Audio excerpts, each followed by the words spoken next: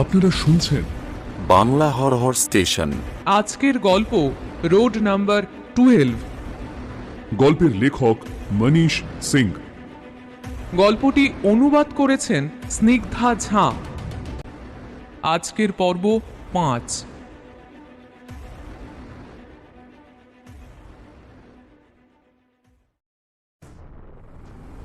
মুকেশ নিজের স্কুটারের পেছনের সিটে কবন্ধ পুলিশটিকে নিয়ে উদ্ভ্রান্তের মতো ড্রাইভ করতে থাকে। মনে হচ্ছিল যে মুকেশ যেন নির্জন রাস্তায় সাক্ষাৎ যমরাজকে পেছনে বসিয়ে ছুটে চলেছে। এই ভয়ঙ্কর কাণ্ডে প্রচণ্ড আতঙ্কে মুকেশের বুঝি নিঃশ্বাসই বন্ধ হয়ে যাবে। সে উদ্ভ্রান্তের মতো এক নিঃশ্বাসে গাড়ি ছুটিয়ে যাচ্ছিল, না কোথাও দাঁড়াচ্ছিল আর না পেছনে বসা পুলিশের ডেড বডিটাকে কোথাও ফেলে দেওয়ার চেষ্টা করছিল। সত্যি বলতে কি, এমন পরিস্থিতিতে যে কোনো মানুষের বোধবুদ্ধি কাজ করা বন্ধ করে দিতেই পারে, আর মুকেশের সঙ্গেও তাই হয়েছিল। মুকেশ নিজের ভাগ্যকে দোষ দিচ্ছে আর গাড়ি চালাতে চালাতে নিজের মনেই বকে চলেছে।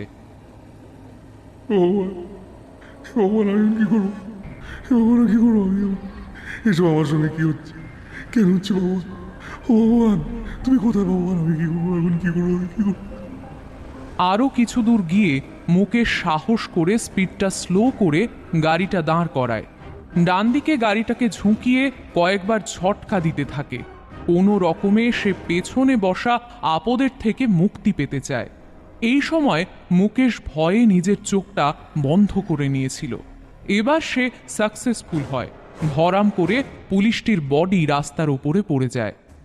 পড়ার আওয়াজ শুনে মুকেশ ধীরে ধীরে নিজের চোখটা খুলে পেছন দিকে তাকাতেই সেই কবন্ধ শরীরটাকে দেখে নেয় একবার। দেখে মুকেশ নিজের মাথায় একবার হাত বুলিয়ে নেয়, একটু ভাবে, তারপর নিজেকেই নিজে বলতে থাকে, এবার যদি পুলিশকে ফোন করি, পাক্কা আমায় জেলে ঢুকিয়ে দেবে। কিন্তু এসব কি হচ্ছে আমি কিছুই বুঝতে পারছি না। না না, এখন কেউ আমায় এখানে দেখে ফেলার আগেই এখান থেকে আমাকে বেরিয়ে যেতে হবে। এখান থেকে আমাকে বেরিয়ে যেতেই হবে, নইলে নিশ্চয়ই বিপদে পড়বো। মুকেশ স্কুটার স্টার্ট করে দেয়। রোডের ওপর স্কুটারের হেডলাইটের আলো বিদ্যুৎ গতি আলোর রেখা হয়ে ছুটতে থাকে।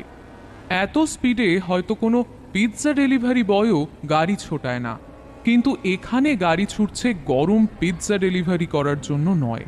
এখানে কথা হচ্ছে জীবন আর মৃত্যুর। অবশেষে বাড়ি পৌঁছয় মুকেশ। হাঁপাতে হাঁপাতে স্কুটার পার্ক করতেই দেখে পিছনের সিটে রক্তের ছিটে লেগে আছে। রক্ত দেখেই তার হুঁশ উড়ে যায়। নিথর হয়ে পড়ে, যেন রক্ত শূন্য হয়ে গেছে সারা শরীর। শিগগির সামলে নিয়ে নিজের স্পোর্টস জ্যাকেট খুলে ফেলে। দেখে তার পেছনেও রক্ত লেগে রয়েছে। তাড়াতাড়ি জ্যাকেটটা মুড়ে ব্যাগে ঢুকিয়ে দেয় আর স্কুটারের বক্সেই রাখা পুরনো কাপড়ের টুকরো নিয়ে সিট মুছতে শুরু করে। এমন সময় পাজামা পাঞ্জাবি পরা এক বছর 40-এর ব্যক্তি দরজা খুলে বেরিয়ে আসে। সে মুকেশের বড় ভাই সুরেশ। মুকেশ নিজের দাদা বৌদি সুরেশ আর কবিতার সঙ্গেই থাকে। মুকেশের ক্লান্ত বিধ্বস্ত চেহারা দেখে সুরেশ হয়রান হয়ে যায়, কিন্তু নিজের চিন্তা চেপে রেখে ধমকের সুরে কথা বলে ওঠেন, এই সকালে বেরিয়ে এখন বাড়ি ফেরার সময় হলো? হ্যাঁ, খেয়াল রেখো, এটা কোনো হোটেল বা লজ নয়। মুকেশ দাদার কথায় মনোযোগ দেওয়ার মতো অবস্থায় ছিল না। কোনো জবাব না দিয়েই সে ভেতরে চলে যায় আর ফ্রিজ থেকে ঠান্ডা জল বের করে ঢক ঢক করে খেতে থাকে। দাদার কোনো প্রশ্নের উত্তর মুকেশ দিচ্ছিল না। এর মানে দাদার প্রতি তার অবাধ্যতা নয়, তার মানসিক অবস্থাই ছিল না কোনো কথা বলার মতো। সুরেশের রাগ দেখে বৌদি কবিতা এগিয়ে আসে আর ইশারায় সুরেশকে শান্ত হওয়ার জন্য অনুরোধ করে। মুকেশের কাছে এসে তার মাথায় হাত বুলিয়ে মিষ্টি করে কবিতা তাকে আশ্বস্ত করে। হ্যাঁ, পুরোটা দিন তো বাইরে ছিলে, খিদে পাইনি তোমার? একটা ফোন তো করতে পারতে। তোমার দাদা দেখো দুশ্চিন্তায় শুধু ঘর আর বাহির করছে। বড় হয়েছো, একটু তো দায়িত্ববোধ হওয়া উচিত। হ্যাঁ, আমার খিদে নেই, আমার খিদে নেই, আমি ঘুমোতে যাচ্ছি। বৌদির দিকে একবারও না তাকিয়ে মুকেশ কথাটা বলেই নিজের রুমে চলে যায়। সুরেশ আর কবিতা তার আচরণ দেখে অবাক হয়ে যায়। তারা বুঝতে পারে কিছু একটা তো ঘটেছে যার জন্য মুকেশ অত্যন্ত টেনশনে আছে। সুরেশ ভাবতে থাকে, ক্রিকেটের টিমের সিলেকশন বুঝি মুকেশের পছন্দ মতো হয়নি। কিন্তু কবিতার মাথায় অন্য কিছু পাক খায়। তার ধারণা মুকেশ বাইরে নিশ্চয়ই কোনো গোলমাল পাকিয়ে এসেছে। সে সুরেশের দিকে এগিয়ে আসে। কি হলো, কিছু বলবে নাকি? তোমার ভাই না কোনোদিন একটা বড় কাণ্ড করে তোমায় ফাঁসাবে, আমার কথা মিলিয়ে নিও। কবিতার কথা সুরেশের মনে গেঁথে যায়, আর চুপচাপ দাঁড়িয়ে খানিকক্ষণ ভাইয়ের রুমের দিকে চেয়ে থাকে। সে শুধু নিজেরই দৈনন্দিন ভালো মন্দ নিয়ে হয়রান ছিল, কিন্তু স্বপ্নেও ভাবতে পারছিল না যে তার ছোট ভাই আজ পুরোটা দিন কি ধরনের সব সমস্যার সম্মুখীন হয়েছিল, কিভাবে আজ সারাদিন পুলিশ আর ডেড বডির মধ্যে কাটিয়েছে। মুকেশ নিজের রুমে এসেই ব্যাগ খুলে নিজের জ্যাকেটটা বের করে। তাতে লেগে থাকা রক্তের দাগ দেখে ভাবে এই জ্যাকেটটা আর ব্যাগটা পুড়িয়ে ফেলাটাই ঠিক হবে। সে কিছুতেই বুঝে উঠতে পারছিল না তার পেছনে বসে থাকা পুলিশ কর্মীটির মাথা হঠাৎ করে শরীর থেকে আলাদা হয়ে গেল কিভাবে। এইসব ভাবতে ভাবতেই মুকেশের চিন্তা এলোমেলো হয়ে যায়। কি ভেবে জ্যাকেটটা আবার সেই ব্যাগেই ভরে রাখে, তারপর ব্যাগটার মুখ বন্ধ করে দেয়। মুকেশ জল খেয়ে বিছানায় শুয়ে পড়ে। ঘুমোবার হাজার চেষ্টা করে, কিন্তু কিছুতেই ঘুম আসে না। তার চোখের সামনে ঘটে যাওয়া সেই ভয়ঙ্কর দৃশ্য কিছুতেই মুছতে চায় না। রুমের ভেতরেও বারবার সেই কাটা মাথাটা নজরে আসতে থাকে তার। ভয় পেয়ে উঠে বসে মুকেশ, দু হাতে মাথা চেপে ধরে। আর ঠিক সেই মুহূর্তে তার ফোন বাজে। বালিশের পাশে রাখা ফোনের দিকে চাইতেই দেখে তার গার্লফ্রেন্ড মিতালির কল। প্রথমে তো সে ফোন ওঠাতে ইতস্তত করছিল, কিন্তু শেষ পর্যন্ত রিসিভ করে নেয়। তারপর হ্যালো বলার আগেই ওদিক থেকে মিতালির গর্জনের সঙ্গে বর্ষণও শুরু হয়ে যায়। এই তোমার ব্যাপারটা কি বলো তো? মজা পেয়েছো নাকি? হ্যাঁ, নিজেকে হিরো ভাবতে শুরু করেছো? বলো, কথা বলতে যদি না চাও সেটা তো আগেই বলে দিতে পারো। মুকেশ নার্ভাস হয়ে পড়ে, মিতালিকে বোঝানোর চেষ্টা করে। কি হলো, তোমাকে কিছু বলছি তো? হ্যাঁ, না না মিতালি, যা ভাবছো তা নয়, একটু বোঝার চেষ্টা করো প্লিজ। কিছু নয় তো সারাদিন কোথায় ছিলে তুমি? হ্যাঁ, আমি কতবার মেসেজ করেছি, কতবার কল করেছি, আর তুমি কোনো কিছুর একবারও রিপ্লাই করার দরকার মনে করনি। অন্যান্য ছেলেদের সঙ্গে না তোমার কোনো পার্থক্য নেই, তোমরা ছেলেটা না ঠিক এমনই। তোমার চাওয়ায় একবার হ্যাঁ বলে দিল, না মেয়েটি তোমার কেনা হয়ে গেল, তার সঙ্গে যেমন খুশি ব্যবহার করার অধিকার যেন তোমার জন্মে গেল। প্লিজ মুকেশ, তোমায় কিন্তু আমি অন্যরকম ভেবেছিলাম। এটা তুমি কি করছো আমার সাথে?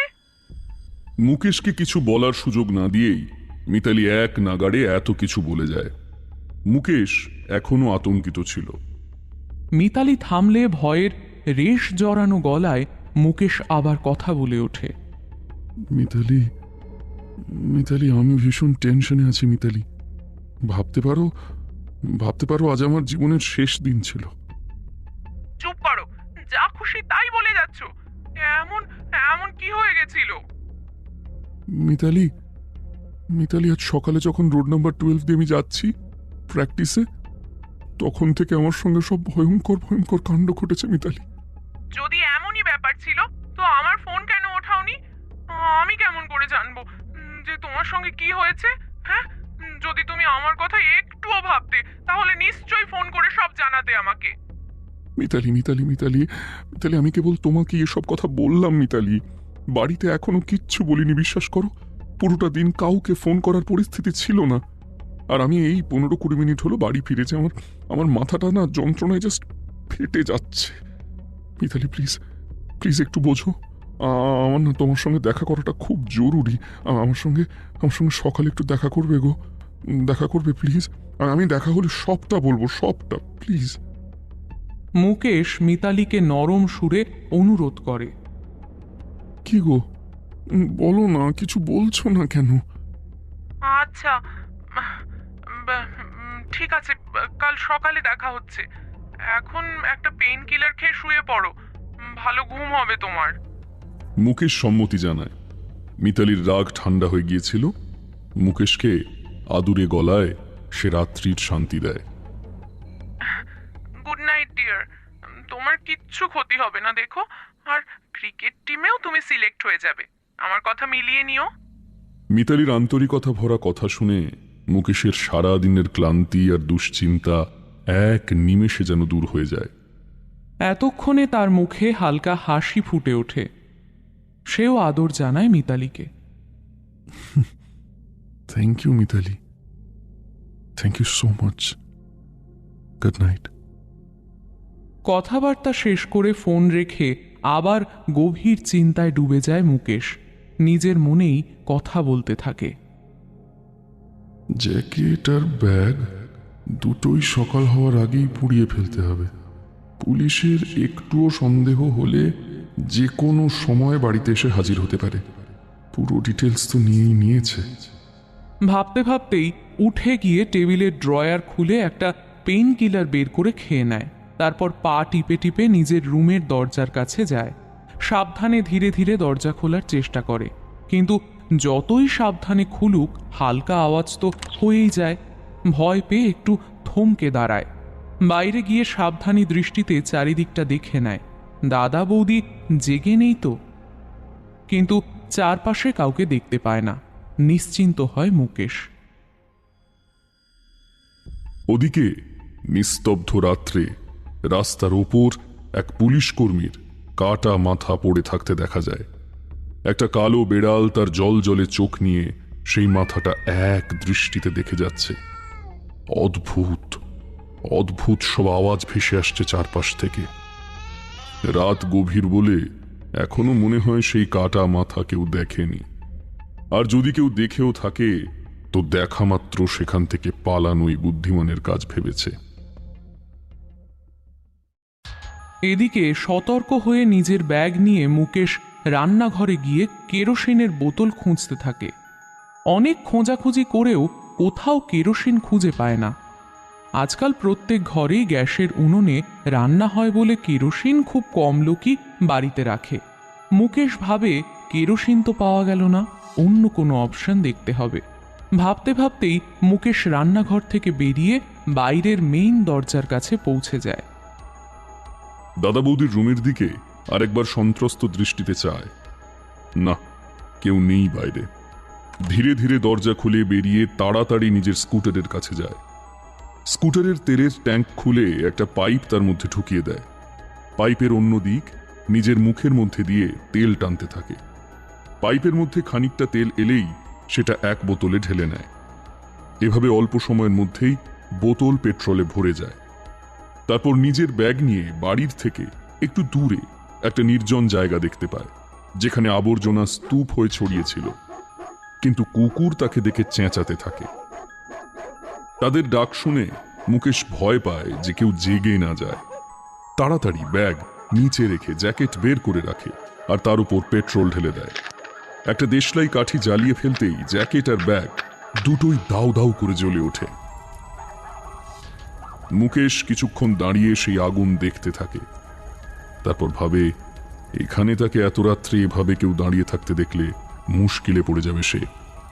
তার বাড়ি ফিরে নিজের রুমে চলে যাওয়াই উচিত। মুকেশ বাড়ি ফেরার জন্য যেই পেছনে ফেরে, মনে হয় কেউ দ্রুত গতিতে এক দেওয়ালের পেছনে লুকিয়ে পড়ল। কেউ কি তাকে অনুসরণ করছিল? কেউ কি তার উপর নজর রাখছে? এত রাতে এখানে কে হতে পারে? এমন অনেক প্রশ্ন মুকেশের মনকে ধাক্কা দিতে থাকে। ভয়ে ভয়ে সে দেয়ালের দিকে এগিয়ে যায়, কিন্তু সেখানে পৌঁছে কাউকেই দেখতে পায় না। মুকেশ ভাবে এটা তার চোখের ভুল ছিল। সে আবার ফিরে বাড়ির দিকে হাঁটতে শুরু করে। বাড়িতে ঢুকতেই মুকেশ দেখে সামনের হলে বৌদি দাঁড়িয়ে, আর সন্দেহ ভরা দৃষ্টিতে তাকে দেখে যাচ্ছে তার বৌদি। কবিতাকে সামনে দেখে মুকেশ খানিকটা ঘাবড়ে যায়। আরে বৌদি, তুই এখনো ঘুমাওনি? কি গো? আমার কথা ছাড়ো, তোমার নিজের কথা বলো।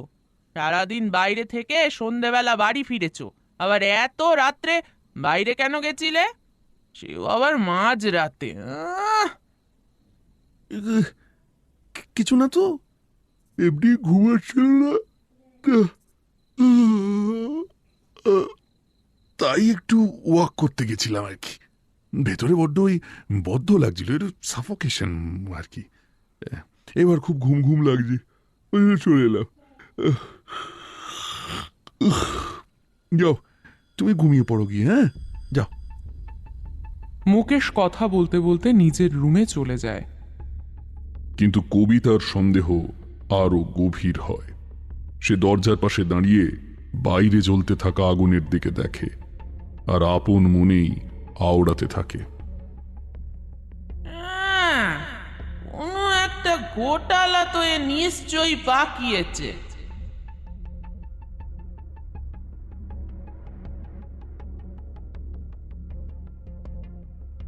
গল্পের পরবর্তী অংশ শোনার জন্য শুনতে থাকুন বাংলা হরহর স্টেশন।